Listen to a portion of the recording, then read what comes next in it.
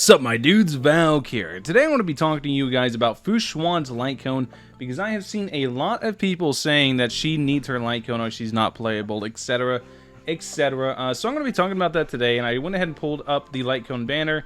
This is the official Hoyo post. I went ahead and pulled them up under blue sky, perfect timing, trend of the universal marketplace, and then she already shut her eyes, which is the main one that we're going to be talking about today. And I want to let you guys know beforehand, no, it's just not true. She's perfectly fine without her light cone.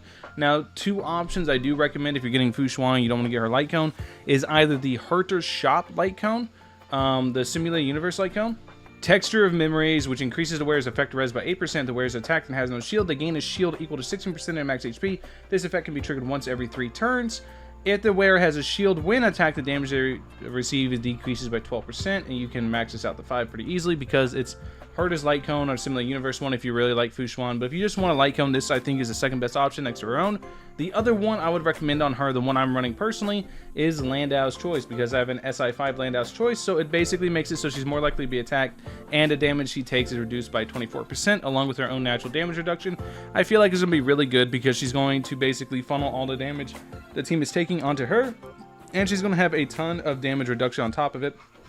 So she's going to be able to really reduce the amount of damage she takes. So, that getting into it, let's talk about her light cone really quick. Increases the wearer's max HP to 24%, obviously really good. Energy regeneration rate by 12%, obviously really good.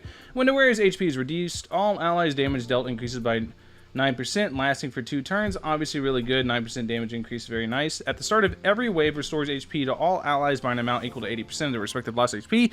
This one is kind of misconstrued. A lot of people think that this is really good, but this is really at the start of every wave, which it's decent for like Simulated Universe or like if you manage to get through, but it's not a reliable source of healing.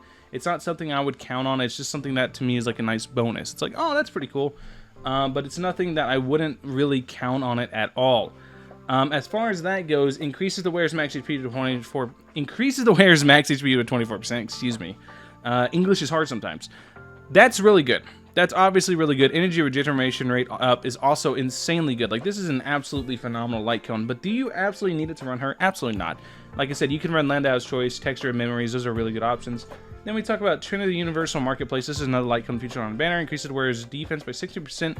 When the wearer is attacked, there's a 100% base chance to burn the enemy. For each turn, the wearer deals DOT that is equal to 40% of wearer's defense for 2 turns. This could be good in some shenanigans in Kafka teams. If you want to run like a tanky, like a good tanky character, like you want to run like Japard in like a Kafka team, this could be a light cone to actually run just because it'd be kind of funny to be able to have that extra contribution of DOT. That would be really good. And then we have perfect timing.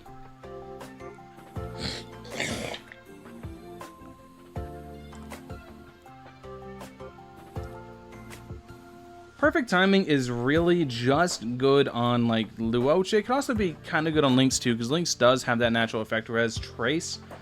So it could be good in that regard. But there are better options for Abundance Light Cone, so it's not something I would really consider as my first choice. But it could be a decent option on Lynx and like Luoche and stuff like that.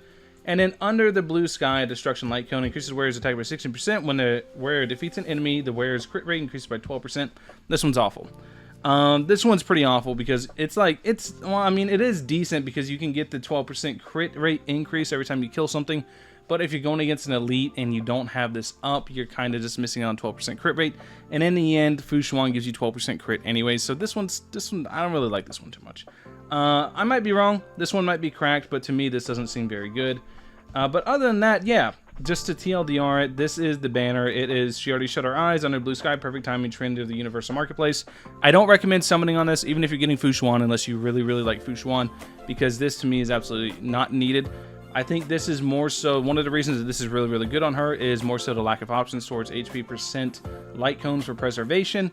Almost every preservation light cone is defense percent oriented, so this is one of the very few that isn't. So that's one of the things, is mostly lack of choice makes this look really appealing.